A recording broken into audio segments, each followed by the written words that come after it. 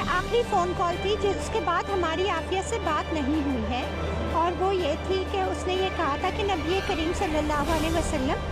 میرے خواب میں آئے تھے امی، اور میں نے ان سے یہ پوچھا کہ آخر آقا صلی اللہ علیہ وسلم میری یہ آزمائش کب تک چلے گی؟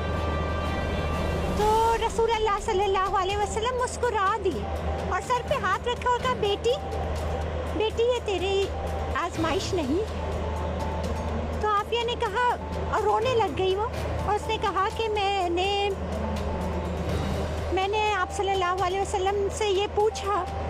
کہ آخر پھر میں کیوں بند ہوں یہاں پہ، اگر یہ آزمائش بھی نہیں ہے اور میں نے کچھ کیا بھی نہیں اور آپ بھی مجھ سے راضی ہیں، میں کیوں بند ہوں؟ تو